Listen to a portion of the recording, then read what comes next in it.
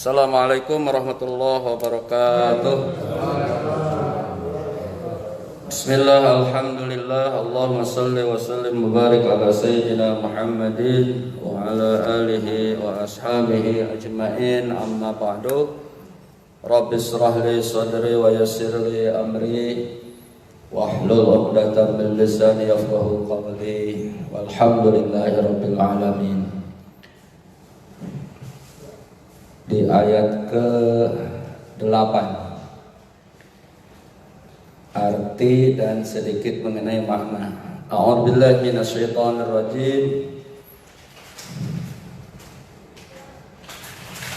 Laqad haqqal qawlu ala aksarihim fahum la yu'minun. La itu benar-benar sungguh,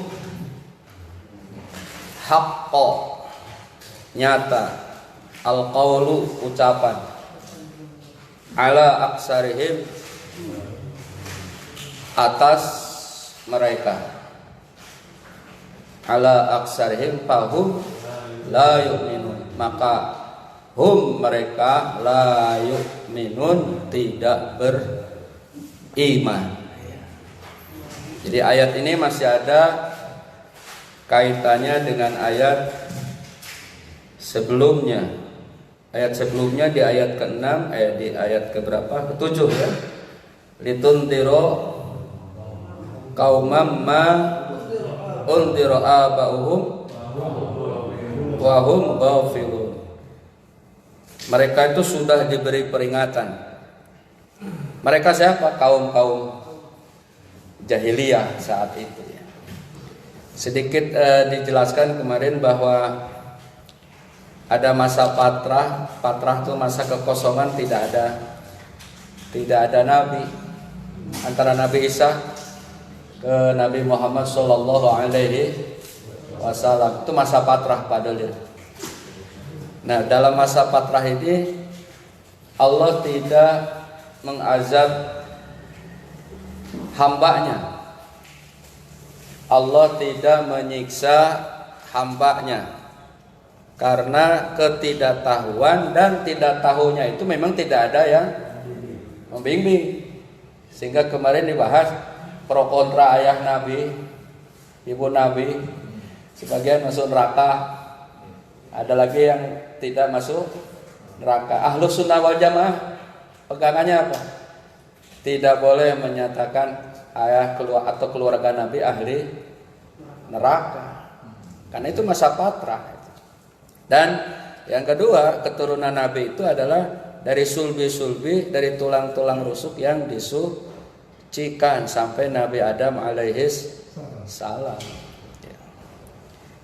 Nah, mereka kaum-kaum jahiliyah itu di apapun juga ya, mereka tetap tidak akan nurut. Kuncinya karena la yu'minun tadi, karena tidak beriman. Kalau dikaitkan dengan surah Al-Baqarah yang di awal-awal, khatamallahu ala qulubihim wa ala sam'ihim wa ala absarihim ghishawatu wa lahum ada, karena Allah telah mengunci hati mereka. Mengunci itu karena mereka ketidakmauan, tidak turut. Sudah jelas-jelas ada nabinya malah dihinakan. Diutus para nabi, para rasul di umat-umat sebelumnya juga malah ada nabi yang dibunuh. Nabi siapa yang ngumpet di pohon itu kemudian digergaji sama umatnya itu.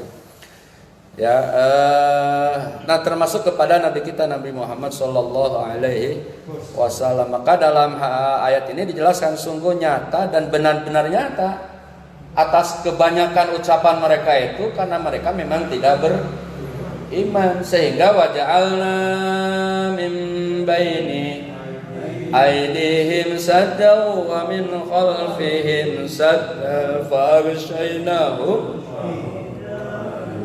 Betul kesini ayatnya ya. Laqad haqqal qawlu ala aksarihim fahum laqad haqqal qawlu aksarihim fahum la yu'minun. Terus Inna ja'alna fi a'naqihim aglalan fahiya ilal adqani fahum mukmahun, sehingga mereka itu nangkep dagu dan menyatukan tangannya di dagunya. Alohok mencek orang Sunda mah. Jadi itu bisa ngapa-ngapain, enggak tewalang kaya. Ya karena terikat di dagunya. Ya, itu ketidakberimanannya mereka itu sehingga digambarkan seperti itu. Pahum sehingga mereka itu dalam terbelenggu. Terbelenggu bukan berarti terbelenggu seperti orang yang terbelenggu karena tidak beriman sehingga tidak tahu mana yang hak mana yang batil. Nah, kalau orang sudah nggak tahu hak dan batil, sementara di situ Nabi sudah ada, gitu ya. Kalau zaman sekarang ustadz udah ada, mubalik sudah ada, pendakwah sudah ada. Dulu cerita dulu orang Garut ngaji ke Banten tuh jalan kaki, dan itu bukan cerita bohong, betul. Dulu Pak Edi. Nah, kalau sekarang Garut Banten Garut, ini cerita Garut Banten kenapa? Karena kita banyak ngajinya di daerah sini. Jadi Banten sama Garut tuh guru sama murid. Jadi kalau kedugalan ke Banten, kalau kitab ke Garut. Kedugalan itu apa? Kejawaraan. Itu Banten, termasuk kayak Ibu Stomi. Ya. Malah ada ajengan yang sangat terkenal sekarang Pak di Ciledug, Tangerang itu, Kiai Buya Uci. Turnosi itu murid Keresek, lulusan Garut, yang kemarin ramai manakib Syekh Abdul Qadir ya, akhirnya nggak bisa dibendung juga. Itu lulusan Garut, bahkan mantunya ajengan Ucu, putrinya ajengan Ucu menikah dengan anaknya ajengan Uci. Nah, saya Ahmad Dadan kan di Keresek pernah keberkahan.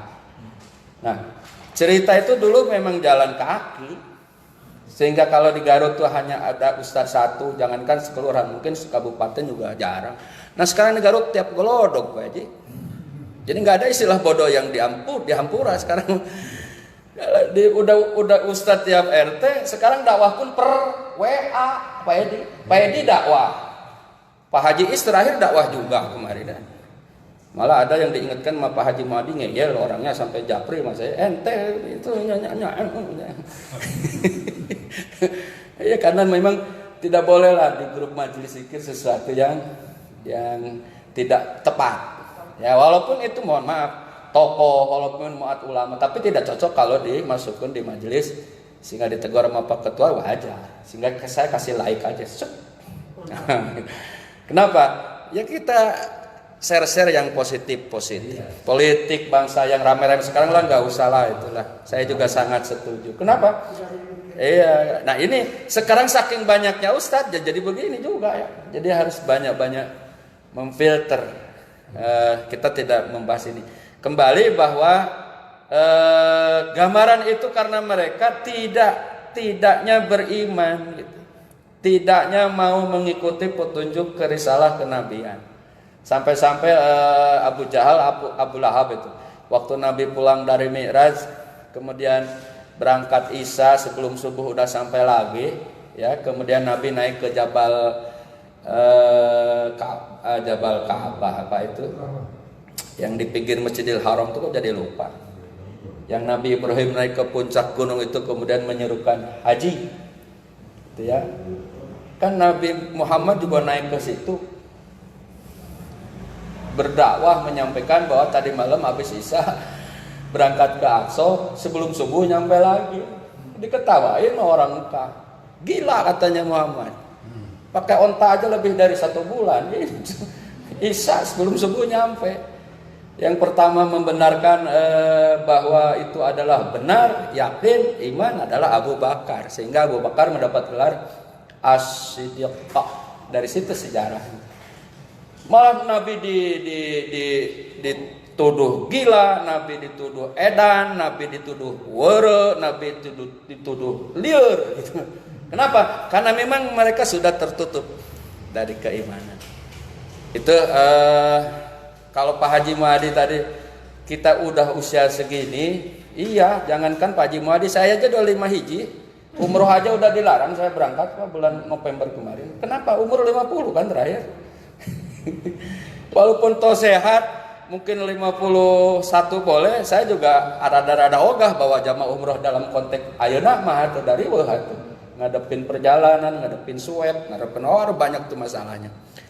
Nah, tepat sekali sehingga ada umur 40 tuh menjadi barometer kedewasaan manusia yang sesungguhnya. Ilmu psikologi juga menyatakan dewasa manusia itu pada umur 50. Terus kata Nabi, lamun alus ti umur 40 kaluhur amanah maka insyaallah akhir umurna oge alus seorang sunah gitu.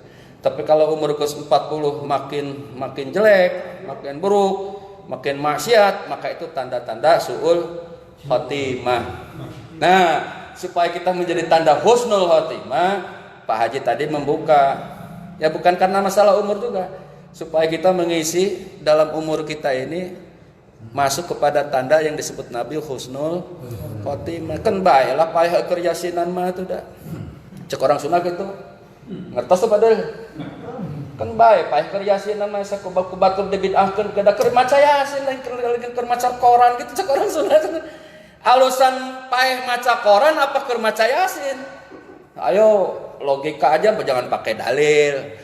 Nusok ngabid'ahkeun yasinan alus mana nu paeh keur maca Quran jeung nu paeh keur maca yasin? Ya jawabnya alus yang lagi baca yasin lah gitu. Betul Pak Dalil? Betul ya. Pos kota. Saya bukan ngungkit-ngungkit sejarah Pak. Dulu awal-awal ke Pondok Bambu tuh kalau nggak salah sini masih Paji Kait Pak Supar ya. Musola juga belum begini Pak ya, masih. Iya. Ngaji TPA tuh dulu di sini Pak Dulil ya, sampai kadang ada yang marah. Iya, masih saya ngajar itu aktif. Lama-lama kita beli tanah, bikin TPA.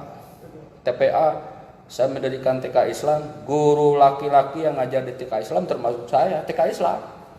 Lama-lama TK Islam dituntut harus yayasan.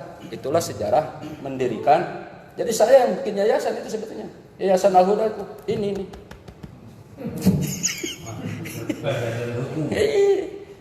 Dibantu Pak Bahtiar semua.